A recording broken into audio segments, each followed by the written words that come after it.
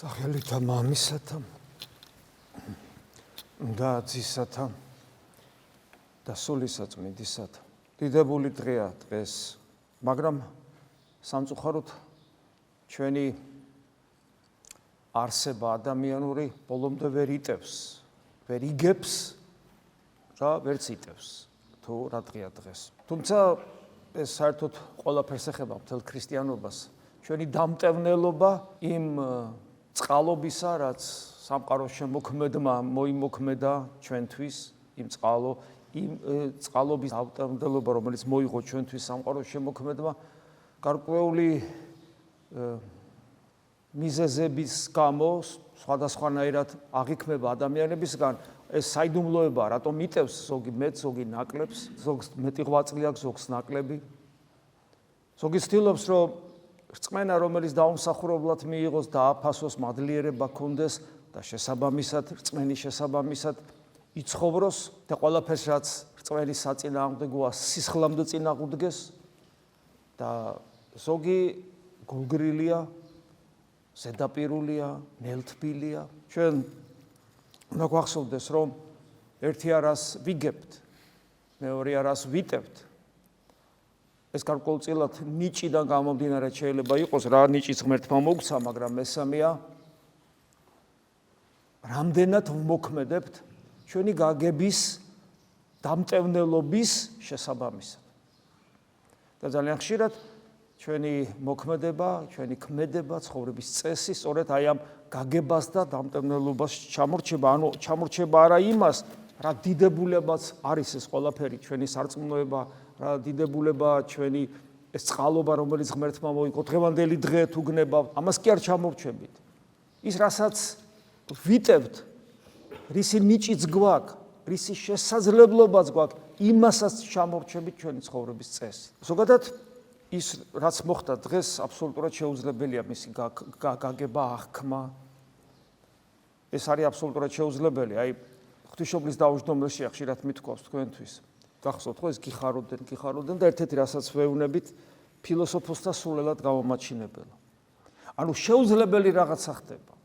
შეუძლებელი, ის რომ ტრანსცენდენტული ყოფიერება, ანუ გონება მიუწვდომელი რაღაც, ჩვენ არ ვიცით ღმერთზე როგორ შეიძლება რაღაც წარმოდგენა ქონდეს, როგორც იგივე წმინდა წერილი გვასწავლის, ღმერთი არავის უნახავს, აუხილავს, ეს ნიშნავს, რომ ჩვენ არანაირი წარმოდგენა. პრინციპულად შეუძლებელია რაიმე წარმოდგენა ქონდეს მასზე და აი ეს სიდიადე, ყოფიერების ეს რაღაც გონება მიუწვდომელი სიდიადე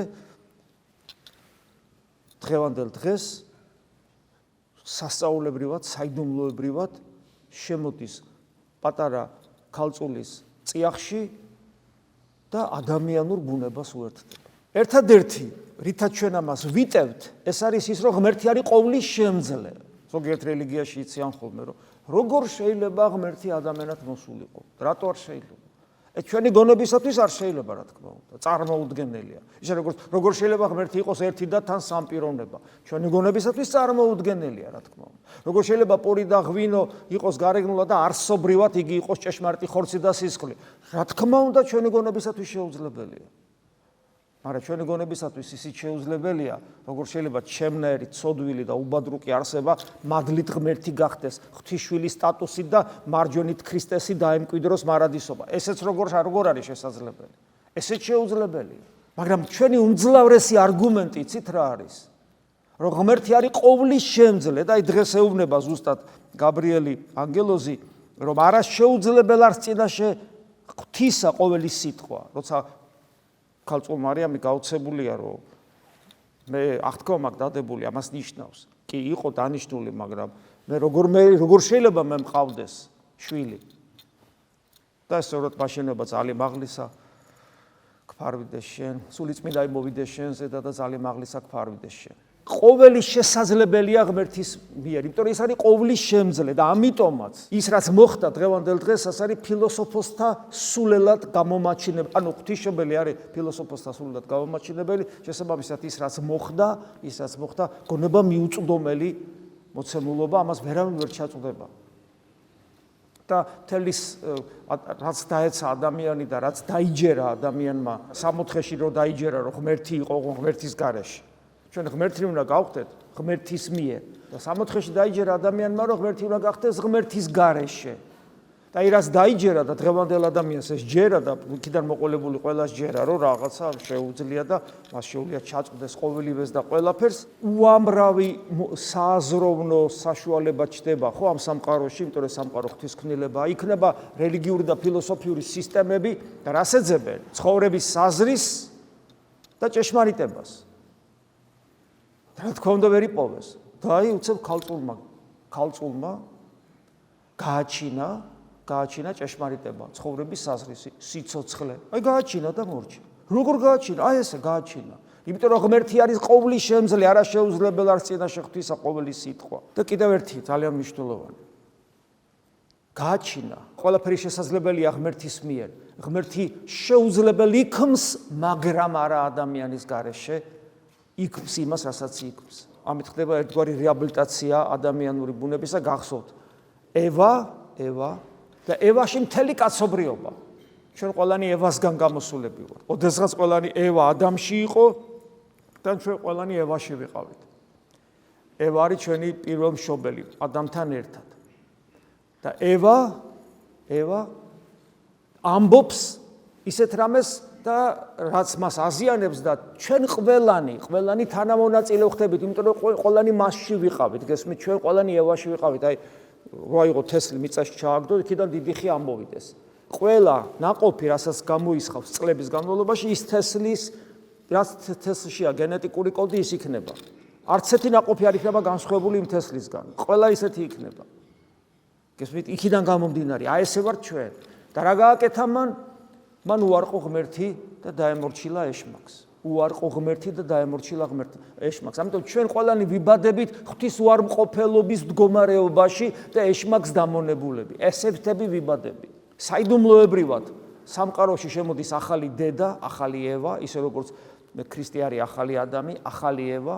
საიდუმლოებრივად, იმიტომ რომ არა პირდაპირ გენეტიკური ჯაჭვით, არამედ მისტიკურად, მადლის მიერად და ჩვენი პიროვნული არჩევითობის უცილობელი მონაწილეობით და ახალი ევა ამბობს: აჰა, მხევალი უფლისა, მე ყავნე სიტყვისაებ შენის. ანუ ღვთის ნებისადმი აბსოლუტურ მორჩილებას ავლენს.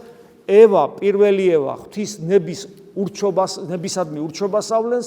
ახალი ევა, ღვთის ნებისადმი აბსოლუტურ მორჩილებას ავლენს და ახალ ევაში, ისე როგორც ძველ ევაში, ყველანი განუდექით ღმერთს, ახალ ევაში ყველანი ვემორჩილებით ღმერთს, თუ ჩვენი პიროვნული არჩევანი იქნება ეს. ამიტომ საფუძველთა საფუძველი ჩვენი ქრისტიანული ცხოვრებისა, აი პრაქტიკული მხარე ჩვენი ქრისტიანული ცხოვრებისა, ეს არის აბსოლუტური გამოძიება ღვთის ნებისა და აბსოლუტური მორჩილება მისდან. ყოველგვარი გადახვევის, ყოველგვარი მიკი-ბოკების, ყოველგვარი მაწყობს, არ მაწყობს, ყოველგვარი მესმის, არ მესმის. უნდა გვეშინოდეს, თუ ასე არ ცხოვრობთ. განსაკუთრებულად ეს ეხება იმათ, ვინ ცოტა ასაკში ვართ. ჩემ თავზე ხანდახან ხო ფიქრობ ხარ საკუთარ თავზე და ფიქრობ ხა თუ ცოცხალი ხა ხვალე შეიძლება ცოცხალი არ იყო ან ამ საღამოს, მაგრამ ფიქრობ რომ აი 5 წელიწადში 70-ის ხო გავხდები, ეს 70 წლის ვინც ახერთ ემად გასოგონად გეუნებით, ჩემს განცდას როცა გავხდები 70 წლის. დრო ცოტა მაქვს, მე ძალიან ბევრი დრო დავკარგე და ეს დროის კარგვა რაში მდგომარეობს ადამიანის დროის კარგვა, რაში ვკარგავ დროს? ღვთის ნებას არ გამოვიძიებთ. აი ჩვენ რომ ამბობთ არც ერთი წამი ქრისტეს გარეშე, ეს რას ნიშნავს? არც ერთი წამი ჩვენ ცხოვრებაში ღვთის ნების გარეშე არ უნდა იყოს. ღვთის ნებასთან თანხვედრი უნდა იყოს ჩემი ყოფიერების ყოველი წამი. თუ არა ვკარგავ მე იმ წამებს, ჩვენ ხო წამებს კი არა, წლები გვაქვს დაკარგული, წლები. და თუ წლები მაქვს დაკარგული, რა გარანტია მაქვს, რომ ამ 5 წელსაც არ დავკარგავ და ისე გავხდები 70-ის, როცა უკვე ჩემოდაზე უნდა დაჯდე უკაცრავად ესეთი გამოთქმისთვის და ელოდებოდე, რა გარანტია მაქვს, რომ ამ 5 წელიწადში მე უკვე მზად ვიქნები. და ის ღვთის ნებისადმი მორჩილება ღვთისმშობლისა და ვინც თავისინებით ამ გადაწყვეტილებას შეუერთდება, ეს ადვილი არ არის, ღვთისმშობლის ცხოვრება ტკივილი, იქვე დაიწყო ტკივილი და ტანჯვა. ჯერ საკუთარ სახლში იოსებთან და მე იცით რომ როგორი მძიმე ცხოვრება ქონდა. ღვთის ნებისადმი მორჩილება ახალი ევასი სამყარო შეცვალა, მოახდინა ის, რასაც მე ებრაელთა მიმართ ეპისტოლეში პავლე მოციქული განმარტავს. ესეთ რამეს ამბობს, რაც დღეს აღმოვიკითხეთ. ვინაიდან განწმენდიც, ანუ ქრისტეზე საუბრობს, ვინც განწმინდა და ანუ თავის თავში შეერთებული ადამიანური ბუნება განწმინდა, რომელსაც უერთდებით მერე ჩვენ, ვინაიდან გამწმენდიც და განწმენდილნიც, ანუ ჩვენ, ქრისტეც და ჩვენც, ადამიანად მოსული ღმერთიც და ჩვენც, ვინც მასთან შეერთებულნი ვართ, როგორც სხეულის ნაწილები თავთან, ის არის თავი, ჩვენ სხეულის ნაწილი ეკლესია. ჩვენ ყველანი ეს ყველანი ხო განწმენდიც და განწმენდილნიც ერთისაგან არიან ყველანი. ეს ერთში რა იგულისხმება? ნება ღვთისა. ყველანი ღვთისნაა, გახსოვთ თავად უფალი ადამიანად მოსული ღმერთი გეციმანის ბაღში როგორ ამბობს? იყავ ნება შენი, რო იქნება ჩემი, არამედ ნება შენი იყავ. რა თქმა უნდა, მას როგორც ძე ღმერთს, მამა ღმერთთან და სულიწმინდა ღმერთთან ერთი ნება აქვს, იმიტომ რომ ერთი ბუნებაა, მაგრამ ის ადამიანის გახდა და ანუ ღვთისნება, რომელიც მისი ადამიანობისათვის უსაშინლეს ტანჯვას და ტკივილს ნიშნავდა, იგი ემორჩილება ის როგორც ადამიანური ბუნებით ემორჩილება ღვთისნებას და შესაბამისად ერთისაგან არის ისიც და ჩვენც ვართ ერთისაგან, ანუ ჩვენ ყველანი ვემორჩილებით ღვთისნებას, მთელი სამყარო უნდა ემორჩილებოდეს ღვთისნებას.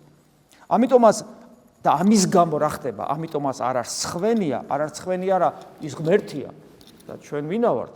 და მიუხედავად იმისა, რომ ის ტრანსცენდენტული ღმერთია პიროვნულად და ჩვენ კიდე როგორც ქმნილება მონა ზოგს არ ესმის მონა ღვთისა რას ნიშნავს? ქრისტე მახსოვს ერთი მეუბნება, ქრისტე მეგობარს გვიწოდებსო და შვილებსო და ძმებსო და არ მინდა მონაო. მონა არის საღვთისმეტყველო ტერმინი, რომელიც ნიშნავს არა იმას, რომ ღმერთი შენგან მონობას ითხოვს, არამედ მონა არის საღვთისმეტყველო ტერმინი, რომელიც სინონიმია ქმნილებისა.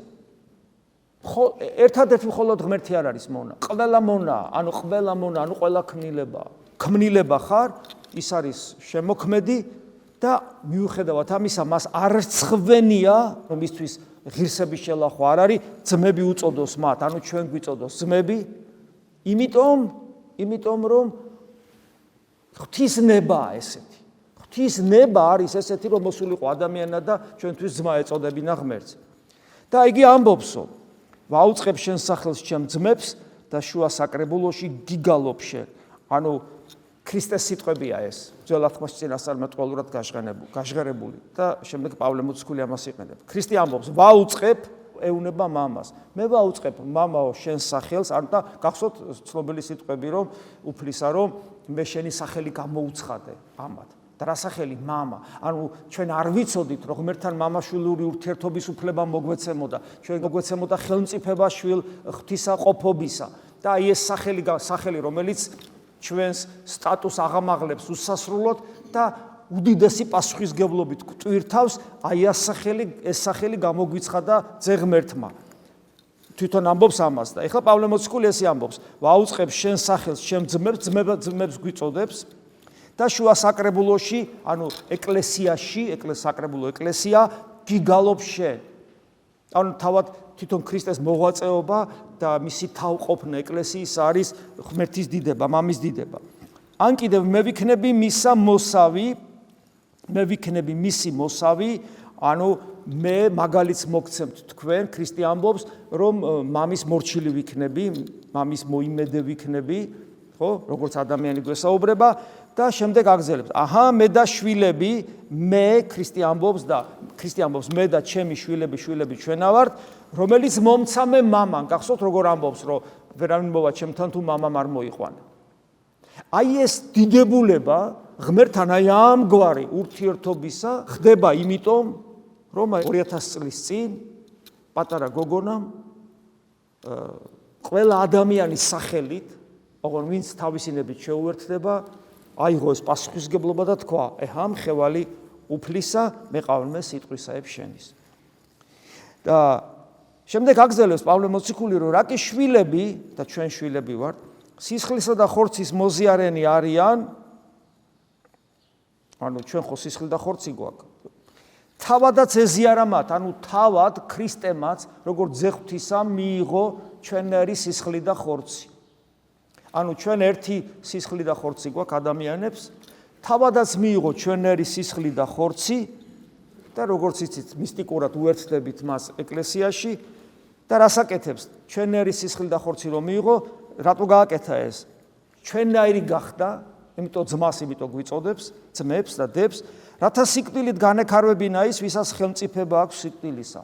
ანუ თავის თავში სიკვდილის შემოშვებით და მერე გაცოცხლებით მოკლა განაქარვა ის, ვისაც ხელმწიფება აქვს სიკვდილისა, ანუ ეშმაკი. ანუ ეშმაკი მოკლა, ეშმაკი დაამარცხა. იმიტომ ეშმაკის ყველაზე რითი ჯობნის ყველაზე მეტად ადამიანებს, რითი აშინებს, რითი აფრთხობს, გესმით, რითი ვაგდებს უსასოებაში და ამ შემდეგ, იმიტომ რომ უნდა მოუკვდეთ სიკვდილით. და ამიტომ ზუსტად ეშმაკი დაამარცხა, ანუ ეშმაკს წართვა ინსტრუმენტი სიკვდილისა. რა თქმა უნდა, ჩვენ ფიზიკურად უნდა მოუკვდეთ. მაგრამ ამ სიკვდილს აღარ აქვს ძალმოსილება, რაც აქვს ურწმუნო ადამიანისათვის, იმიტომ კი არა რელიგიური ხარ. არა, იმიტომ რომ თუ ქრისტიანი ხარ, შენ გძნობ შენში სიცოცხლეს, რომელსაც ვერ შეეხება ვერანაირი ეშმაკი, იმიტომ რომ ეს სიცოცხლე თავად იესო ქრისტეა. თუ ადამიანი არც ერთი წამი არ არის ქრისტეს გარეშე, მას სიკვდილის როგორ შეიძლება შეეშინდეს? და ეს თეორია თუ პრაქტიკაში შენში რეალიზდა, შენ მართლაც აღარ გეშინია სიკვდილის, იმიტომ რომ შენთვის ის აღარ არსებობს, იმიტომ რომ შენ ცოცხალი იმიტომ კი არ ხარ, რომ შენი ხორცი ფეთქავს. არამედ შენ ცოცხალი იმიტომ ხარ, რომ შენ და ღმერთი ერთად ხარ. ეს განიცდება, ეს შეიგრძნობა და ეს არის იმ დიდებული ბედნიერების წინაგემოს ხილვა, რომელიც მარადისობაში გველოდება. და ეს ეშმაკი ამით მარცხდება და დაეხსნა ისინი, ანუ დაგვიხსნა სიკვდილისაგან, დაეხსნა ისინი, ანუ ჩვენ, ვისაც სიკვდილის შიშით მთელი სიცოცხლის მანძილზე მონობის უღელი ედგა და რა მონობაა ეს? ამა სოფლის სულის მონობაა ეს. როცა ადამიანს პატარა გაფაჩუნების ეშინია, პატარა განსასწრების ეშინია, ყველაფრის ეშინია. ადამიანს უჭირს გმირობაზე წასვლა. არა მარტო მაშინ, როცა მას დევნიან, არამედ თვითონაც ცოტა მეტი ღვაწლი რქონდეს, მეტი მარხვა, მეტი საკუთარ თავზე ძალდატანება, ლოცვაში იქნება ეს თუ ღვაწლში იქნება ეს თუ სიკეთის ქმნაში იქნება თუ საკუთარი თავის მობილიზებაში იქნება ეს თუ საკუთარი ნების, საკუთარი სიმართლის უარყოფაში იქნება. ყველაფერს უფრთხის, ყველაფრის ეშინია, საკუთარ თავს ფუფუნებს უფრთხილდება.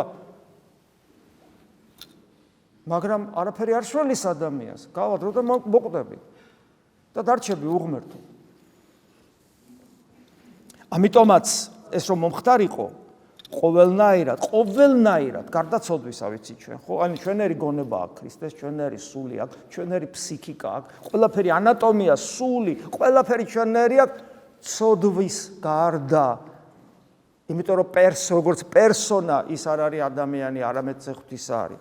ამიტომ ყოველნაირად უნდა დამსგავსებოდა ძმებს, რათა ამ ძმებში დებიც იგულისხმება, მინდა ქალები დავამშვიდო, რათა მოწყალე და სარწმუნო მღვდელმთავარი ყოფილიყო ღვთის წინაშე ხალხის ცოდვათა სალხინებლად, ანუ განსაწმენდელად. დაგვემსგავსა და ჩვენ უკვე ვენდობით, იმიტომ რომ ჩვენერია. მე რომ მტკივა, და ვიცი რომ მასაც ეტკინა და რადგან მას ეტკინა, ესე იგი მე ვიცი რომ ჩემი ტკივილი მას ესმის, მას ეტკინა როგორც ადამიანს.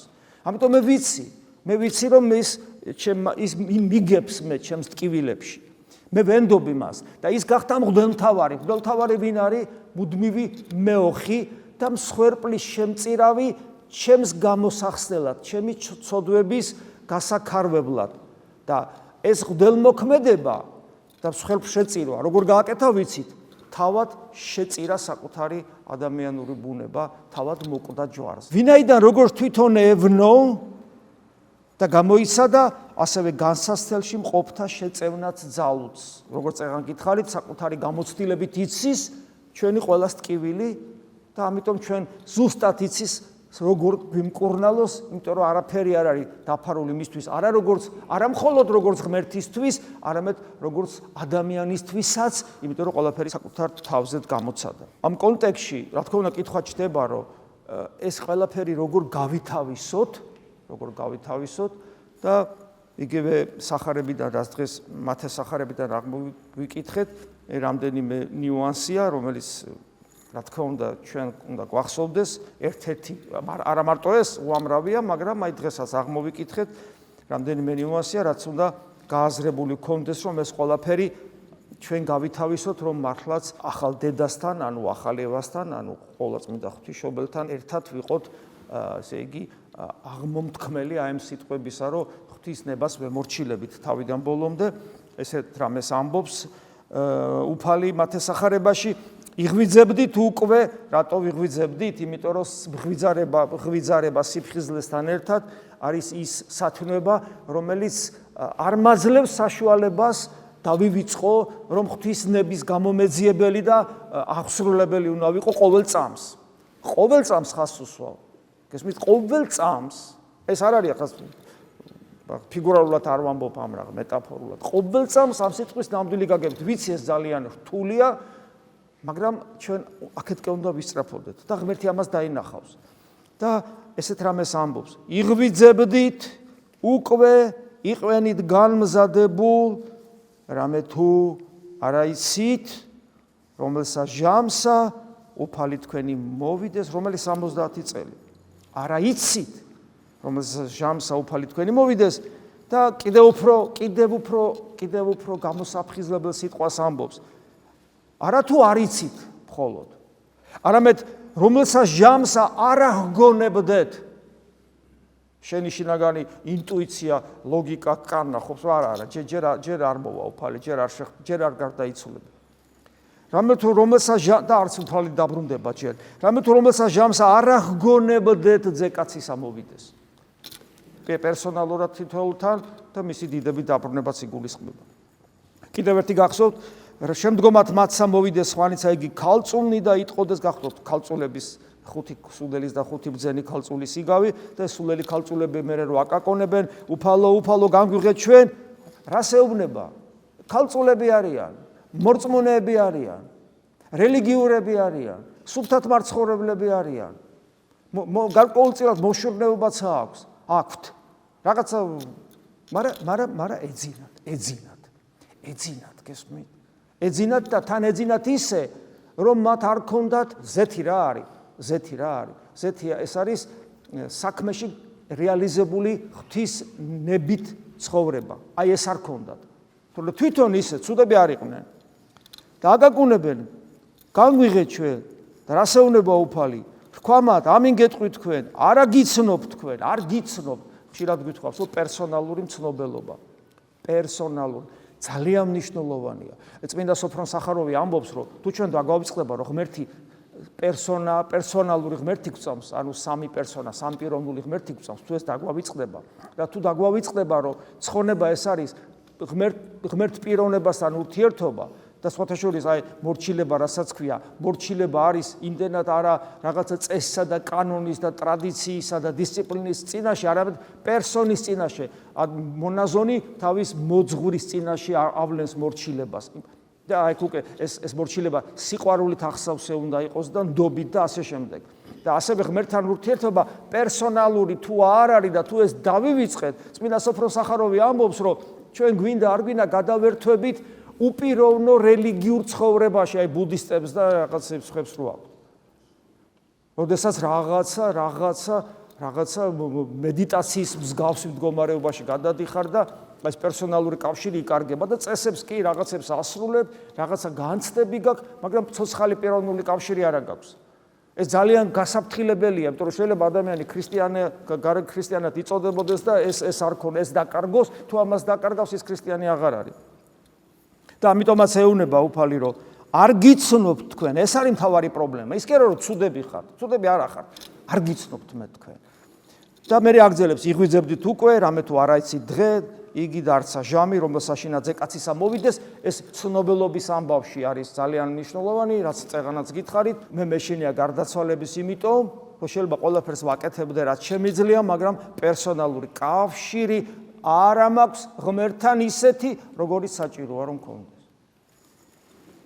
და გახსოვთ ხო, რაც თავიდან გითხარით სიტყვის დასაწყისში, რომ ყველას თავისი ნიჭის შესაბამისად მიეცა, ზოგს 5 ქანქარი, ზოგს 2, ზოგს 1, მსგავსად თითოეულ კაცს ძალისაებ თვისისა და მერე მეხსეულად წავიდა, ანუ გაძლევს ამ შესაძლებლობას, ნიჭებს, თითქოს განგეშორება და გელოდება შერას იზავს, ამიტომ ჩვენ რაც მოგვეცა, იმ ნიჭის შესაბამისად მაქსიმალური უნდა გავაკეთოთ მაქსიმალურად უნდა გავაკეთოთ, რომლის უმთავრესი ნაყოფი ეს არის პერსონალური კავშირი ღმერთთან, რომელიც გარეგნულად გამოვლინდებოდეს უნდა იმაში, რომ ჩვენ ქრისტეს ვემსგავსებოდეთ და ჩვენი გული გახდეს და ჩვენი არსება გახდეს ტაძარი ღვთისა. და ჩვენი გული გადაიქცეს ზეცად. ეს ყველაფერი დაიწყო მაშინ, როდესაც ქალწულმა უთხრა თავარანგელოს გაბრიელს, რომ ის მორჩილება სრულად ღვთისნებას. ეს დიდებული დღეა დღეს და ღმერთმა მოგცეს ძალა ამ ყოველივეს გააზრებისა, დატევნისა და შესაბამისი ცხოვრების მოსურნეობისა. ამინ. მადლი უფლისა ჩვენისა იესო ქრისტეს და სიყვარული ღვთისა და მამის და ზიარება სული საწმინდისა იყოს თქვენ ყოველთა თან. ამინ.